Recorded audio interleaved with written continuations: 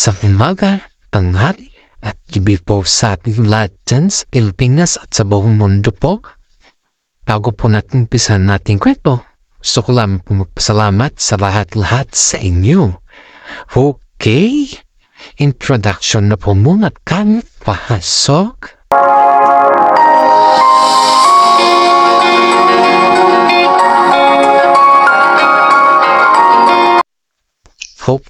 Okay, ika naman tayo sa kinitaw for today. Ito na naman pinatmasarap sa pakiramdam, guys. Yung si Paolo Avellino po ay lagi pong namamataan sa labas ng bahay nila Kim Chiu, guys. Yun po, guys, hindi ka sa ating legit na sources, guys. Si Kim Chiu po ay bihira lang ata na pumupunta sa bahay nila mismo ba? Kasi palagi po siya dun sa kanyang apartment. Ngayon, nataon ata na medyo may tampuhan yung dalawa sa kabila ng hindi daw nagkaintindihan dun sa regalo na ibibigay daw po sa kapatid ni Paolo Avellino.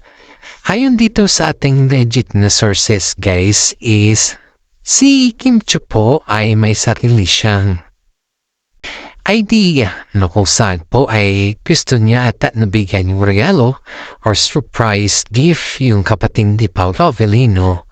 At ito po ay nagtanong kay Paolo Avellino. Pero ang sagot siguro naman ni Paolo is yung simple lang siguro naman. Pero hindi na natin alam kung ano yung kanya. Pero kilala naman natin si Paolo Avellino na napakasimpleng tao, diba? Kasama yung kanyang mga kapatid.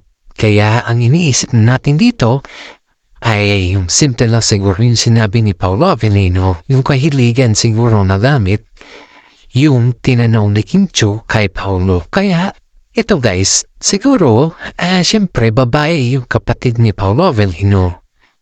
At pag babae kasi, of course, normal lang yan si Kim Chiu na yung magde-decide. Ngayon parang kasi nabonggahan ata daw ito si Paolo Avellino sa regalo ni Kim Chiu, and nandun na tayo sa salitan.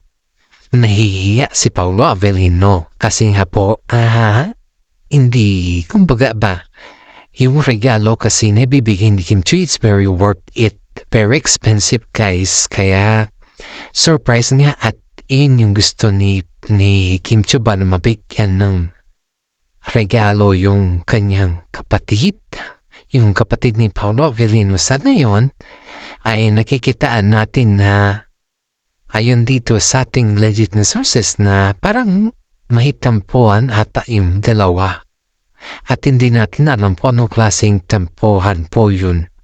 Dahil sobrang dami po ng mga netizen ang nagkuhumaling sa dalawa na kung saan po ay parang sinasabi dito na yung kanilang tampuhan is hindi naman daw masyadong public.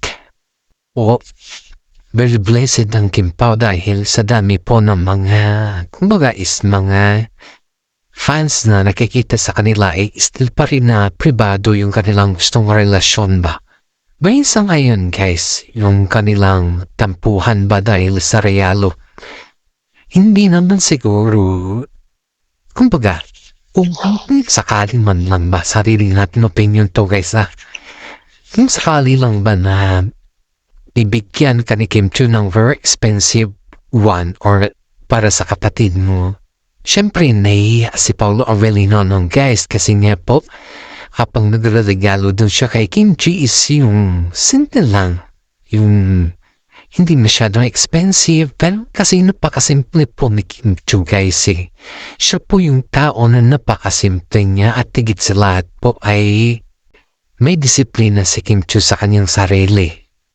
Yun yung palagi natin dito na sinasabi, guys, na in every time kasi may mga terms po tayo na ina-acknowledge din sa kanila. Halimbawa, yung mga ugali din na ganyan na hindi naman masyadong palagi yan po yung iintindihin natin bilang fans din.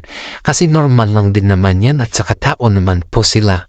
Ito, guys, parang Nagsik ata ng help si Kim Chu sa kaibigan niyang babae na kung saan po ay parang gusto niya ata magpatulong ko ano yung mga tipong babae ba, yung mga hilig pa.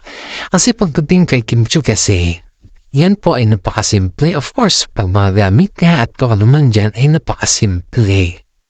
Hindi kagaya ng mga iba dyan na sobrang wala ng ngalang pera, pabongga pa sila. Yun yung kanila dito guys, yun yung palagi natin dito tatandaan dahil ang pagiging simple po ay nagbibigay po yan ng simple advantage din po sa kapwa mo tao. Dito guys ha,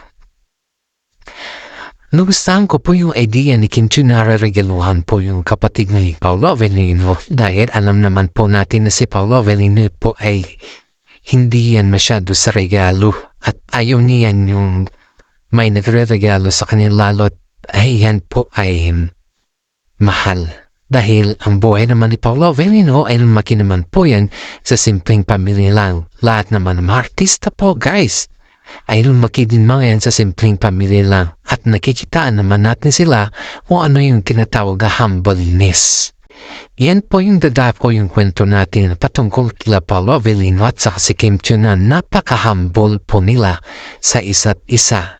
Kaya nga po guys dito, maraming mga fans po ang humihingi ng tinatawag na simpatya sa kanilang dalawa kapag sila po ay nababash. Yan po yung mga fans po nilang parang humihingi ng simpatya sa mga tao niyan dahil kapag sila po ay nababash is naaawa po tayo sa kanila kasi parang pakiramdam natin is they are just ignoring them pero sobrang sakit na pala sa kanilang kalooban ba.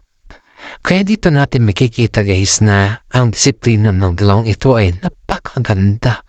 Hindi mo ito ma-flow na kung saan ba kasi sa ating lagay yung pagkakaroon ng disiplina sa sarili yan po ay napapangat sa atin at respeto din po yan sa kapwa natin. Kaya kita natin makikita guys na kung ano man yung kainatnan or ano man yung sinasabi ng mga iba ba na patungkol sa kanila ay kapit kamay lang po tayo dito.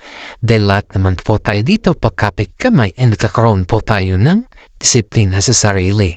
Kaya ngayon po guys ay inaayisan daw yung dalawa yung kanilang tampuhan dahil malapit na daw yung Christmas. At siyempre, hindi mo naman maipagtanggi ba na sabihin ba na yung mga tampuhan ay hanggang 2020. Wala po silang ganun. Talagang sobrang busy lang sila at naiya lang siguro si Paolo Avellino sa regalo ba na matatanggap ng kanyang kapatid dahil sobrang expensive daw. Pero sa akin na kasi si Paolo po ay mahihain at hindi siguro sanay ba. Pero yung tao magre-receive ng regalo ay siguro masaya siya kasi nga po deserving niya naman ganun na regalo at higit sa lahat po ay parang kumbaga, minsanan lang naman to sa isang taon. Kaya ayun dito sa ating legit na sources guys is spotted daw si Paolo Avellino dun sa labas ng bahay nila Kim Chu kasi ang alam daw po ni Paolo ay nandun daw si Kim Chu sa bahay nila. Kasi hindi daw nagre-reply po si Kim Chu kaya dumaritsa nilang daw po si Paolo dun. Kaya yung mga netizen po ay sobrang nasiyahan dahil masugod po na sinusuyo ni Paolo Avellino si Kim Chu sa lahat ang bagay. Respeto kasi yan, may respeto kasi si Paolo Avellino eh. Saka higit sa lahat po ay malambing din siya kay Kim Chu. Maraming mga netizen po dito ang humahanga sa Kim Pao dahil hindi naman po nagtatagal ng kanilang tampuan dahil sa ganyan na bagay. At yung sinasabi po natin dito na mas pabor pa yung mga iba or kumbaga is mas very gentleman pa po si Kim Chu sa mas gentleman pa po si Paolo Avellino kay Kim Chu dahil nakikita naman natin na halos kilawan ni Kim Chu ay nandiyan si Paolo Avellino.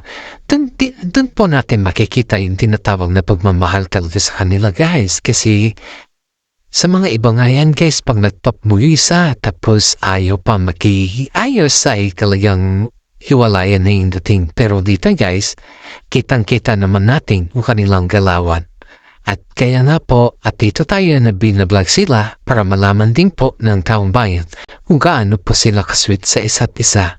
At hanggang dito na lang po yung ating content. Maraming salamat. At paki-like naman po yung Peanut Vlog natin, paki-share at comment naman po. God bless po sa ating lahat.